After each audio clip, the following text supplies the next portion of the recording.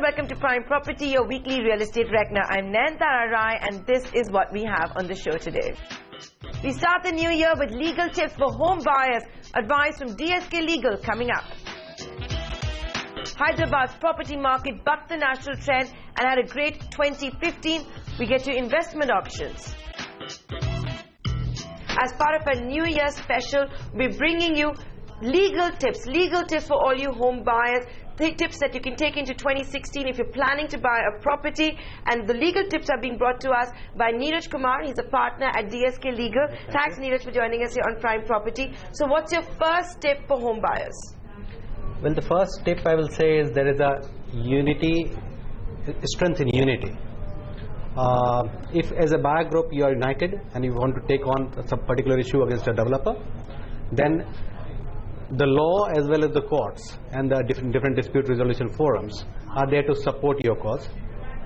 In fact, in this year we have seen NCDRC coming up with a very landmark case where NCDRC in a petition filed against a developer, Raheja developers of NCR based Raheja, the NCDRC said that it has jurisdiction to entertain class action suits. That basically means that when a group of buyers, they come together and in one suit they want to, in one action they want to pursue a litigation against the developer, such a litigation they can pursue before the NCDRC or any consumer dispute. But that even the companies law, the new Companies Act, had provided for class action suits. We've not seen one as yet though. Yeah, but that forum will be different from NCDRC. The issue here was, as a consumer group, if you approached a consumer dispute resolution forum, whether they can entertain a class action suit or not. That has been entertained by NCDRC and says that it has jurisdiction to entertain such suits, which is the biggest step. Because if this was disallowed, then individually you fight against a developer. But here as a class, a consumer group, you can fight against the developer. The problem also happens is that when you have a group, and we've seen this in the past in several cases and feedback that we've got from our viewers, is that you're against a mighty builder. You know, all the consumers may not have deep pockets.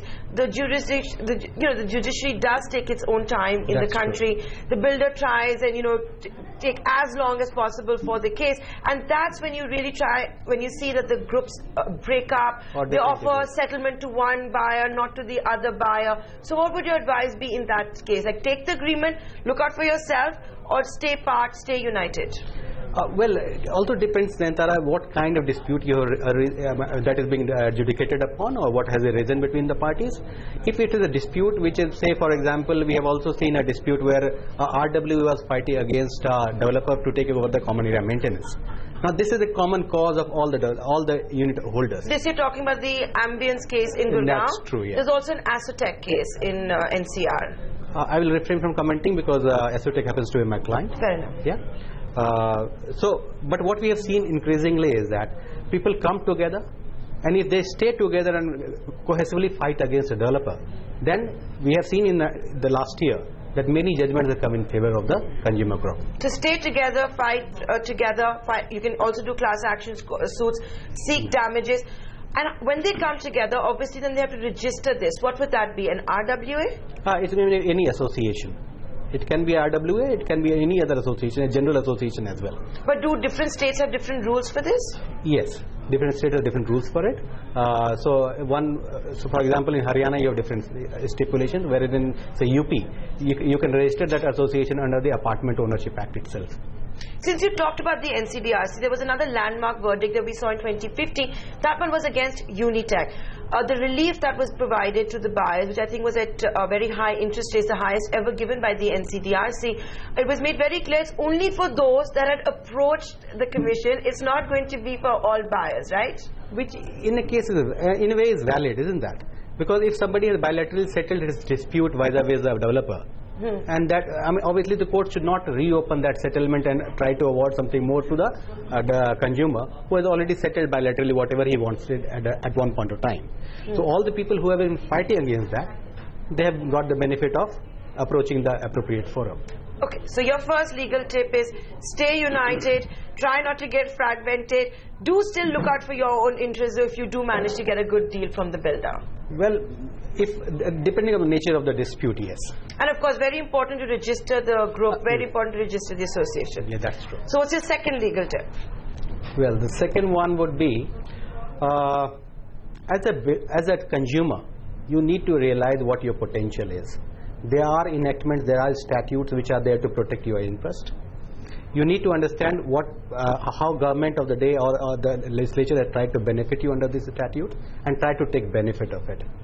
What I am trying to stress here is the Supertech Emerald Court case here. Which, let me just interrupt you, this for the benefit of our viewers. You're talking about the case where the Allahabad High Court ordered demolition of towers, based on the fact that it had alleged that the builder had built what it was not supposed to. It got higher FAR, which is now in the Supreme Court. That's just to true. clarify for those who it's precisely with respect to that one. So it is very common now. Basically, NCR, especially in NCR market, even that's true in Bombay market, that the whole market has become a bit dynamic on account of new infrastructure being built in this whole area. So, for example, if you are falling in the metro corridor, you have been earmarked to get more FAR. So, it's for example, a project which is already launched with an FAR of X, where a certain number of flats are coming up. Then additional FAR is bestowed because it happens to be in that metro zone. Right. Now what happens to the additional FAR? Whether it accrues to the developer, or whether it also accrues to the benefit of the people who have already bought their flats there. Now these are the additional FAR issues. These are something that need to be settled at the threshold itself. Ideally, I think in the flat buyer agreement itself, the additional FAR issue should be settled in no uncertain terms. It should categorically provide that this is the approved plan for the site, which is annexed to the BBA. This is location of your... That is the builder-buyer agreement. Builder-buyer agreement. This is the location of your tower. This is the location of your flat. And this is what it will overlook. For example, you have a park view balcony on the 8th floor. It should not get obstructed because the builder has got a FAR and he is coming up with a new tower which will be obstructing a view. So that is basically compromising the position of people who already bought it. So you're saying realize your strength, realize the powers that are bestowed on you by various enactments, and insist on all of this at the agreement level. To be documented in the agreement itself, yeah. That is. And when you're talking about agreements, then should the dispute redressal mechanism, should that also not be part of the agreement? It should ideally be, yes. And normally we see that is provided in the agreement, that whether the jurisdiction will lie with which forum and etc. And this is something which anyway, if you go to the forum and forum actually thrash it out at the threshold itself. So, but issue I was actually focusing on is the consumption of FAR. Now that is what is the core issue that has cropped up in this Supertech case. It's not just Supertech. There are innumerable cases before many forums where we have seen builders get additional FAR after launching the project, and the buyer is not getting what was initially envisaged. There are innumerable cases. One can't help but also remember the DLF case that went to CCI, the penalty of 630 crore rupees, which is now before the Supreme Court. So what is the solution that you're suggesting? The solution is to objectively look at the whole issue. There is a plot of land, it has an FAR, so maximum development is stipulated at the time when the project is launched by the developer. He knows what he is monetizing on day one. He is monetizing, say, X number of flats, 1,000 flats of this sizes. He knows what he is monetizing on that day. And he has, with all business prudence, he has priced his product accordingly.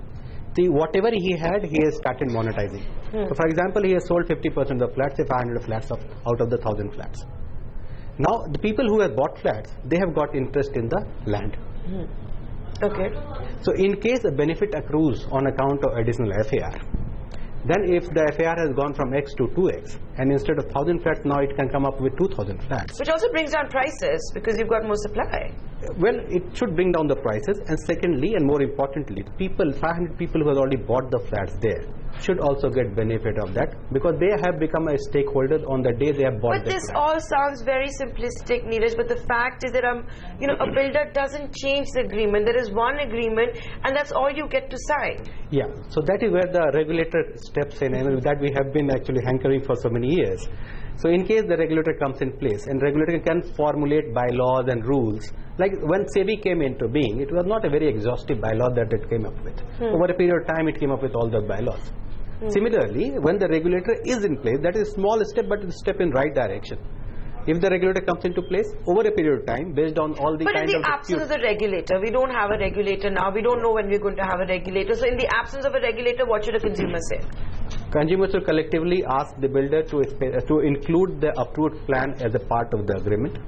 And any change in plan should stipulate that it should take his consent, or 65 or 75% of the people who already bought the flats there. So your corollary of another way of looking at it is that don't buy a property unless all the approved plans are there. And it should also clearly stipulate that whatever FAR that has been provided or consumed in the approved plan is the FAR that the builder is going to consume and construct the buildings. Okay. Yeah. So there are builders which will not consume 100% the FAR even while they are monetizing. Yeah, they do it in phase manner. So they can stipulate all that. They can everything can be stipulated at the threshold itself. It should be thrashed out. Okay. Yeah. So people know what they are buying, and that what they are buying is the perfect piece that they will get once the project is completed. There won't be any changes. And in case they don't get it, then they should also decide at the buying stage that this is what you will give me as compensation. Precisely, yes. So what's your third legal tip? Well, third one is don't get bogged down just by looking at who your opponent is. Take on how mighty the opponent is. And a good example is the people who took DDA to Delhi Development Authority to CCI, which is a state agency. Which is a state agency which has a monopoly in the Delhi market, and they had come out with an auction for the flats a year or two ago, and the flats, when actually they were handed over to the owners, it was in a really dilapidated condition. It was not in a habitable condition. Many of them approached CCI, and CCI held DDA to be in a dominant position, where such a service or such a provision of such flats has been held to be something which is basically abusive of the dominant position. So DDA has been directed to come up with a plan for the repair and maintenance, and also to improve the condition of the flats. So you have covered in your 3 legal tips, one, in case, stay united. Yeah. And you've given that with various examples in case you don't get the maintenance that was promised, how you can take over. The second one on how to insist that you get what you had actually paid for. And the third one to ensure that the developer doesn't take undue advantage or sign one-sided buyer agreements, and that there is recourse there. There is another perennial problem which you not touched in these 3 legal tips, so I'm going to do it on behalf of our viewers. Late projects. If you don't get a project on time, let's that be the 4th tip that you give for 2016. What should buyers do? Well, a good development was the NCDRC judgment against Unitech, where Unitech was made to pay 12% of interest, irrespective of what is mentioned in the flat bar agreement. And in case the new on a monthly basis. On a monthly basis, and in case the new timelines are not met with what has been undertaken by Unitech, then the penalty was 18%. Yeah. That's a very, very welcome step, though actually it has been appealed against, and appeal has been admitted by the Supreme Court currently. So let's see, in case... The former finance minister is representing Unitech in that case. Well, I will not comment on that, but yeah. So, but has that become the norm then? That is not the norm, is yet, because once it is upheld by the courts, I think that should become the norm, which is a very welcome norm in the market. Okay, so we managed to extract not 3, but 4 legal tips from Neeraj Kumar. Thank you, Neeraj, for joining us here on Prime Properties. Those are 4 tips for all of you wanting to buy a residential property in 2016. With that, time for a short break. On the other side, we'll get to investment options for the city of Hyderabad. Stay tuned.